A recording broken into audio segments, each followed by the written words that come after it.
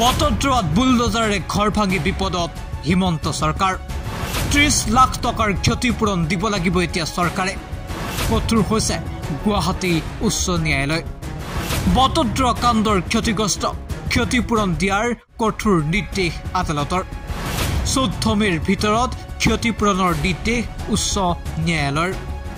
মুঠ 7 ঘৰ মানুহক 30 লাখ টকাৰ ক্ষতিপূৰণ দিয়াৰ নিৰ্দেশ আদালতৰ বটদ্ৰৱাত সংঘটিত হোৱা সেই ভয়ংকৰ ঘটনাৰ কথা আপোনাৰ নিশ্চয় মনত আছে একাংশ উদণ্ড লোকে বটদ্ৰৱা থানা আক্ৰমণ কৰি কিদৰে জ্বলাই দিছিল সেয়াও নিশ্চয় আপোনাৰ মনত আছে কিন্তু সেই ঘটনাৰ অভিযুক্তৰ বাসগৃহত বুলডোজাৰ চলাই এক প্ৰকাৰ দেশ জুৰি সংবাদ শিৰোনাম দখল কৰিছিল হিমন্ত বিশ্ব শৰ্মা নেতৃত্বাধীন বিজেপি চৰকাৰৰ আৰক্ষী প্ৰশাসনে যি ঘটনা সৰ্বত্ৰে গৰিহণা দিয়া হৈছিল বেআইনীভাৱে অভিযুক্তৰ বাসগৃহ বুলডোজাৰে ভাঙি পেলোৱাৰ অভিযোগ উত্থাপিত হৈছিল ঘটনা সন্দৰ্ভত কঠোৰ হৈ পৰিছিল গুৱাহাটী উচ্চ ন্যায়ালয় তথাপিও ন্যায়ালয়ৰ ফালৰ পৰা গোচৰ ৰুজু কৰি বিভাগীয় কৰ্তৃপক্ষৰ ওপৰত ব্যৱস্থা গ্ৰহণৰ নিৰ্দেশ দিছিল কিন্তু প্ৰবল পৰাক্ৰমেৰে বুলডোজাৰ চলাই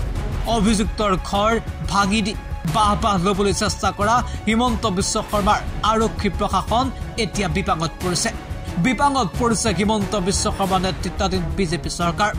কাৰণ এই ঘটনা সহজভাৱে ল'ব পৰা নাছিল গুৱাহাটী উচ্চ ন্যায়ালয়ৰ ফালৰ পৰা এইবাৰ আহিছে কঠোৰ নিৰ্দেশ ঘৰ ভঙা পৰিয়ালক ক্ষতিপূৰণ দিব লাগিব হিমন্ত চৰকাৰে 7টাকৈ পৰিয়ালক দিব লাগিব মুঠ 30 লাখ টকাৰ ক্ষতিপূৰণ আৰু 14 মেৰ ভিতৰতেই ক্ষতিপূৰণ দিয়াৰ নিৰ্দেশ দিলে আদালতে ইতিমধ্যে ঘটনা সন্দৰ্ভত প্ৰতিক্ৰিয়া ব্যক্ত কৰিছে অধিবক্তাই যত মই এইটো হাইকোৰ্টত কৈছিলো যে এটা সোমোটো পিএল ৰেজিষ্টাৰ হ'ব লাগে যে কিয় বুলডোজিংটো কৰিলে পুলিচে তে সোমোটো এটা পিএল ৰেজিষ্টাৰ হৈছিলে পিএল 3/2022 এই পিএলটোত আপোনাৰ বুলডোজিংটো কি কাৰণত ক'লে কৰিলে এইটো আইনগত কি আছে এইবিলাক চৰকাৰক এফিডেভিট দিব দিলে এফিডেভিট দিয়াৰ পিছত হাইকোৰ্টে 3/1/2000 আপোনাৰ 23ত আপোনাৰ এটা অৰ্ডাৰ দিছিলে যে চিফ সেক্ৰেটাৰী লেভেলৰ এটা ইনকুৱাৰী কমিটি হ'ব লাগে আৰু কিমান টকা ক্ষতিপূৰণ দিব এই ক্ষতিপূৰণটো আপোনাৰ ধাৰ্য কৰি ক্ষতিপূৰণ দিব লাগে তে 3/1ৰ এই অৰ্ডাৰটো কমপ্লাই আজিলৈকে মানে ইমান দিন হ'ল কমপ্লাই হোৱা নাছিলে আজি কেছটো আকৌ উঠিছিলে কেছটো আজি লিষ্টিং হৈছিলে তে এই সংক্ৰান্তত অসম চৰকাৰে ক'লে যে অহা 14 মে 2024ৰ আগত ইয়াত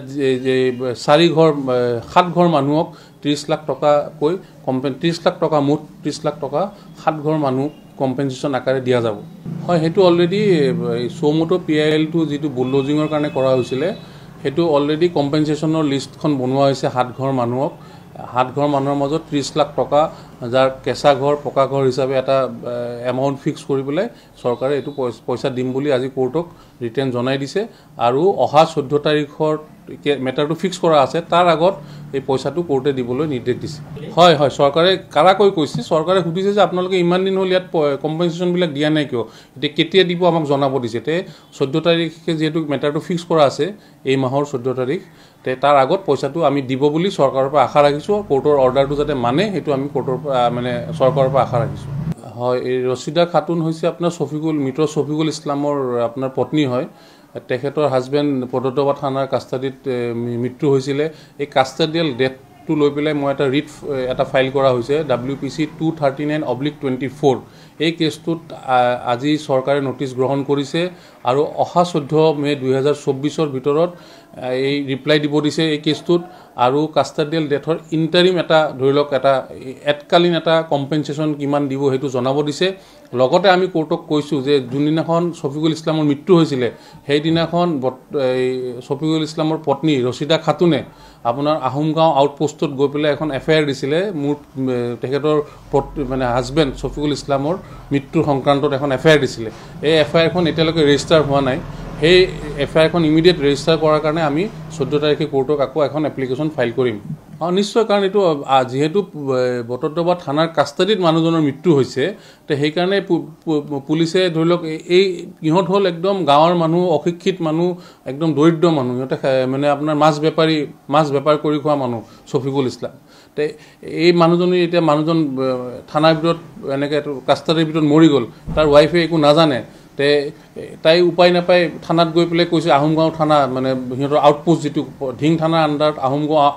আউটপোষ্টত গৈ পেলাই তাই আবেদন এফআইআৰ দিছে যে মোৰ হাজবেণ্ড এনেকৈ মানে বটদ্ৰৱা থানাত পুলিচে কোবাই মাৰিলে সেইখন আহোমগাঁও ক'লে যে আপুনি ঢিং থানাত যাওক ঢিং থানাই ক'লে যে বটদ্ৰৱা থানাত যাওক